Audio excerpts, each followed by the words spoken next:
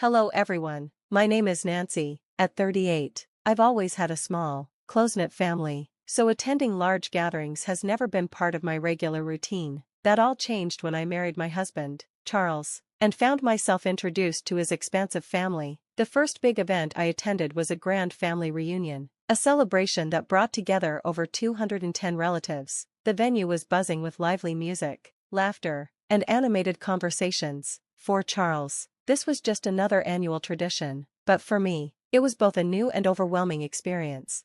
Charles's family was all about big celebrations. This reunion was a chance to reconnect with distant relatives and indulge in a feast of home-cooked dishes. However, what should have been a joyful day soon became a nightmare for me. My mother-in-law, Amy, has always treated me with disdain, and for reasons I can never fully understand. She holds the belief that I am infertile. This misconception, based on nothing but gossip, has hurt me deeply, especially since my journey to motherhood has been fraught with challenges, including countless doctor's visits, emotional highs and lows, and recurring heartbreak.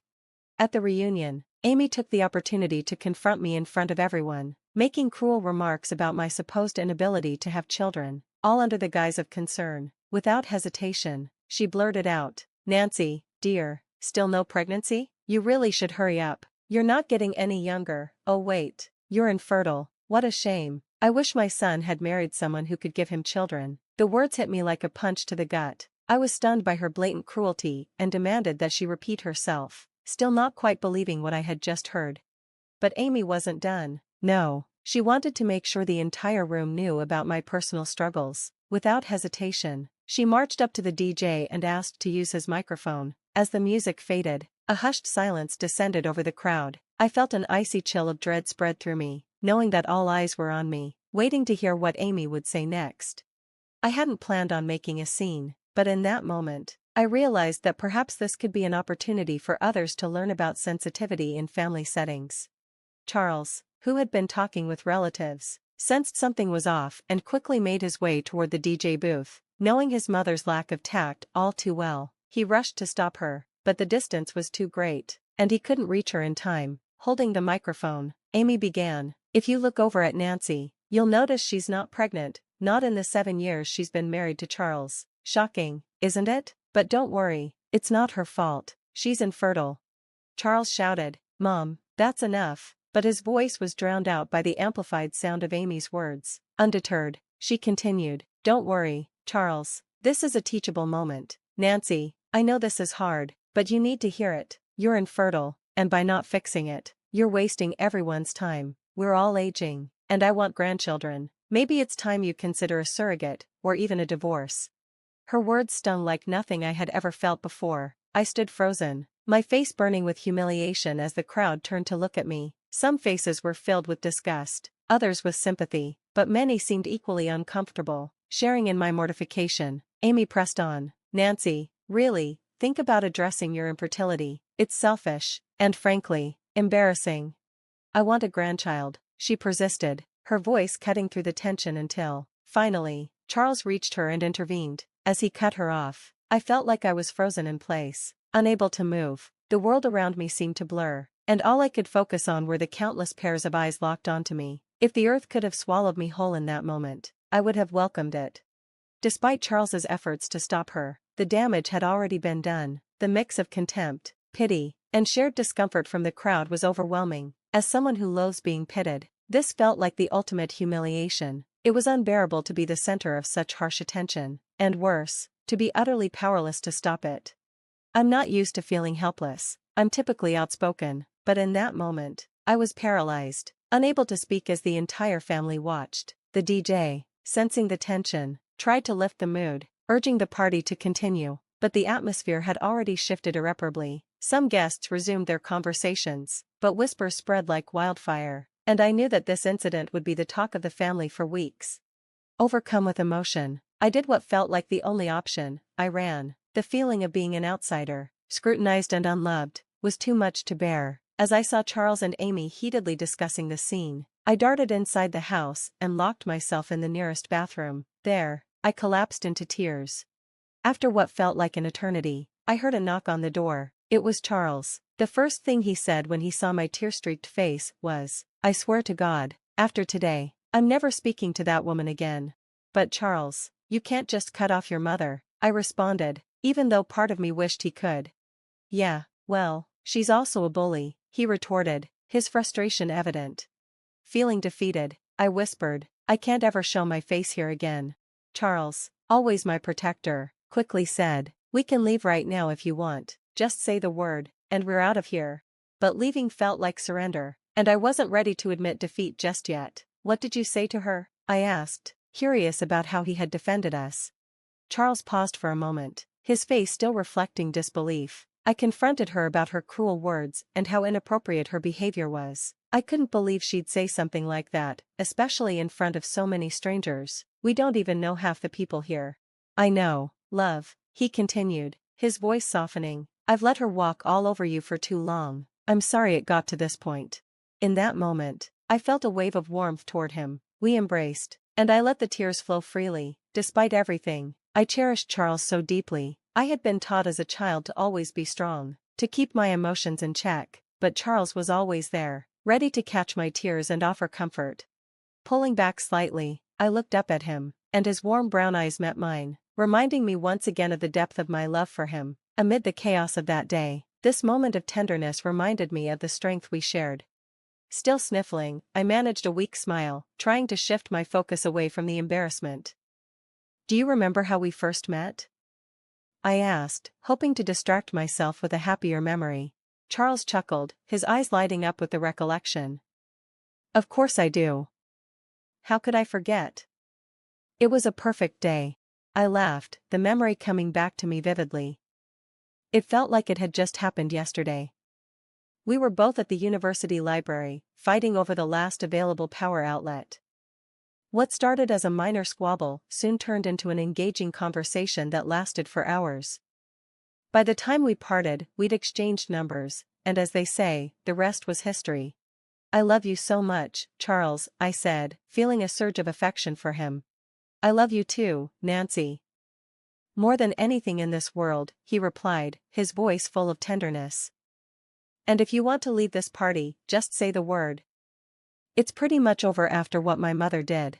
His words were firm but caring, and for a moment, I felt the weight of everything that had happened. I knew he would do anything to protect me. Charles, do you remember when we found out? I asked, shifting the topic to something more personal.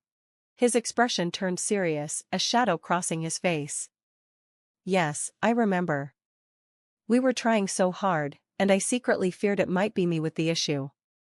But when we found out it was actually you who was infertile, it felt even more heartbreaking. I could have handled it if it were me, but not you. You're just so perfect. I never expected it, and I never wanted that for you. I'm so sorry. I know, babe, I said, my voice soft but steady. It was a tough time for both of us, but we got through it together. And we'll get through this too. The strength of our bond reassured me. Charles smiled, his love and reassurance shining through. We're in this together, no matter what life throws at us. Maybe I should tell her the truth, I mused aloud, the thought of confronting his mother daunting but present in my mind. Charles shook his head gently. Nancy, you know my mom. Even if you'd been upfront with her from the start, she probably would have found some other way to cause trouble. It's not your fault she harbors so much resentment about us not having kids yet. And honestly, she wrongly assumes it's your fault, which isn't fair to you. Don't beat yourself up over this, Charles. It's okay, I said, my voice steady, despite the turmoil inside me. I can handle her disdain. As we spoke, I realized how deeply connected and resilient our relationship was. Even in the face of adversity, Charles's unwavering support reminded me why I loved him so much. We were a team, and no matter what challenges came our way, we would face them together. I can't bear the thought of your mother disliking you just because of your infertility, I admitted, the weight of it hitting me. Especially with her obsession with continuing the family bloodline. It's true, Charles agreed, his tone a mix of annoyance and humor. She did invite 210 people to this reunion, which now that I think about it, is a little excessive. But no, he said, a spark of resolve lighting up his eyes. I'm not going to let this stand. Before I could even ask what he meant, he released my hand and left the bathroom. I stayed behind, alone with my thoughts, overwhelmed by the day's events. About 12 minutes later, just as I was picturing Charles making a dramatic scene or giving some grand declaration to the family, he returned, much to my relief. Thank goodness, I whispered to myself, grateful that he was back and the storm might have passed. I sighed, half joking, I thought you were out there doing something drastic. I was ready to run out and stop you. You might still want to stop me, but I won't let you, Charles replied with a sly smile, his hands holding a stack of papers. What are these? I asked, a wave of apprehension washing over me. These are my infertility test results, along with your high fertility results, he explained. I printed them out earlier at the library. My heart sank. How could he have taken such a step without discussing it with me first? And now he wanted me to show them to his mother. I couldn't just expose him like that, especially not in front of everyone. I can't do that, Charles. I told you, I can't just show these to her, I protested. But Charles didn't waver. Nancy, she humiliated you in front of everyone. She deserves to be put in her place. She'll be embarrassed, because of how wrong she was. I hesitated, feeling torn between defending our dignity and protecting Charles's privacy. I know, but I just can't do it. It's not fair to you, I insisted. Charles stepped closer, his gaze intense. I don't care about that, Nancy. Being infertile is nothing to be embarrassed about, even though it's so heavily stigmatized. There are ways to address it, babe. And I think I'm ready to face these challenges head-on. His words were gentle, yet there was a calm, determined strength behind them. I think we should look into alternative methods of conceiving, he suggested, his tone full of quiet resolve. Looking up at him, I was overwhelmed by his love and selflessness. How could he be so willing to put himself out there, ready to tackle this condition and explore solutions? For so long, infertility had been a sensitive topic between us, but now, as I gazed into his loving eyes filled with compassion and determination, I felt a new wave of hope and admiration for the man I loved. We were in this together, ready to face whatever came our way. Charles's willingness to open up and explore new possibilities for us brought a sense of clarity and compassion that felt like a pivotal moment in our relationship.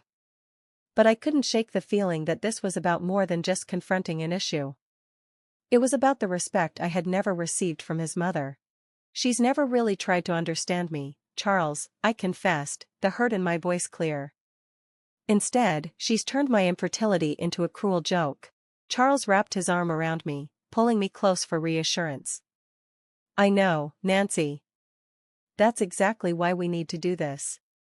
To stand up for ourselves and show her we won't be pushed around anymore. Fortified by his support, I nodded. Okay. Let's do it. We stepped outside, rejoining the party.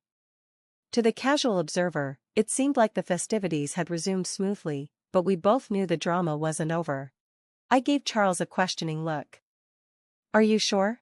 He didn't answer with words, but instead led me toward the DJ booth, the very place of my earlier humiliation. Charles grabbed the microphone, instantly commanding the room's attention. Attention, everyone, he began, his voice steady and authoritative. We have something important to say. The crowd quieted, heads turning as they waited in anticipation. Earlier today, my wife was unfairly and rudely attacked for no good reason. Now, she wants to share her side of the story, Charles announced, handing me the microphone.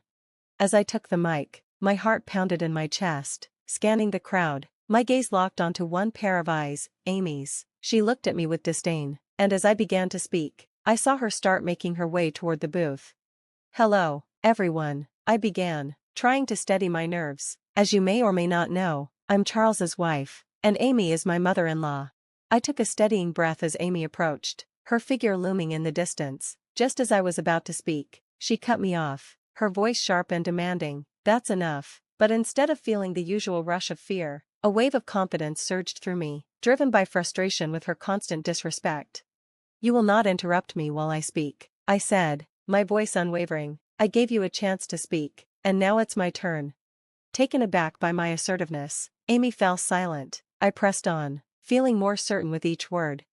Thank you. As I was saying, I don't need to repeat the exact words said about me. It's not just about what was spoken, it's about respect. understanding, and family values, things we should all hold dear. I stand here not to shame anyone, but to assert that respect and empathy should never be conditional. No one in this family should feel less than me. We're here to support each other, not tear each other down. The crowd grew quiet, some nodding in agreement as I shared not just my grievances, but a message of unity and respect, hoping it would resonate with everyone, not just Amy. As someone who values truth, I must correct the false information spreading about me and my family, I continued, locking eyes with Amy. You seem to think I'm infertile and unable to have a child, but let me clarify the situation. It's your son, Charles, who is infertile. I gestured to Charles, who handed over the documents to Amy. The room filled with stunned whispers, and I glanced at Charles, concerned about how he was holding up. To my relief, he looked calm, even smiling at the shock on his mother's face. Amy's face drained of color. What are you talking about? This can't be true, she stammered. But Charles was calm, unwavering. It is true, he said firmly, and what's more, Nancy has a high fertility rate. The crowd gasped, murmurs spreading like wildfire. The tension in the air was thick as Amy turned to Charles. Why didn't you tell me about this? She asked, her voice trembling. Charles responded with quiet resolve. Maybe because I wasn't ready. Infertility is a sensitive topic, and I know you wouldn't have treated me this way if the situation were reversed. But humiliating Nancy in front of everyone, that's something I can't overlook. I had to set the record straight. Amy opened her mouth, but no words came. I'm sorry, Charles, she finally mumbled, barely audible.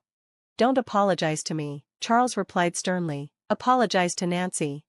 At first, Amy hesitated, as if asking her to apologize was a monumental task, but then Charles, unable to let it slide, took the microphone from me and started chanting, apologize, apologize, apologize. Soon, the crowd joined in, the chant echoing through the room. Despite the pressure mounting from all sides, Amy's pride held firm. I won't apologize, she declared defiantly. She doesn't deserve it. Even if I was wrong about the fertility issue, why didn't she clear the air sooner? She's the one trying to embarrass me now. The crowd's reaction turned from shock to disdain, their boos ringing out as if they were rejecting her every word. Amy, unable to stand the mounting pressure, retreated into the house, isolating herself for the remainder of the event. Despite several attempts by relatives to coax her out, she refused to face the consequences of her actions. The party resumed, though the aftertaste of the confrontation lingered in the air. Charles and I were approached by many family members, who expressed relief that someone had finally stood up to Amy. Some were shocked to learn the extent of her vindictiveness, while others were just thankful for the courage we'd shown. By the evening's end, the reunion felt more like a true gathering of family, and I felt grateful for the support and the bonds that were strengthened that day. However, the following morning, we received a call from one of Charles's aunts. The family had decided that unless Amy apologized, she would no longer be invited to future gatherings. They also advised us to keep our distance until she could mature and take responsibility for her actions. I agreed wholeheartedly. We were done enabling her toxic behavior. Charles and I took a step back, realizing that we couldn't continue to let Amy's drama affect our future. We knew that, as we planned to start our own family, we needed to create a healthy, positive environment. We decided to send Amy a heartfelt message, expressing that while we would have loved for her to be part of our lives, we couldn't tolerate her negativity any longer. Charles left her a voicemail, and I followed up with an email. To no surprise, she never responded. It became clear that her pride was more important to her than maintaining any relationship with her son or potential grandchildren. It was an easy decision to cut her out, but it still left a bitter taste in my mouth. Charles was grieving the loss of his mother, despite everything she'd done. I had once hoped that Amy and I could build a relationship, but now I knew that hope was futile. As for Amy, I have no idea how she's faring now, and honestly, I don't care. What I do remember clearly, though, is the day of the reunion, the day I vowed never again to let anyone belittle me. It was a lesson in standing firm in my self-worth, a lesson I would carry with me always.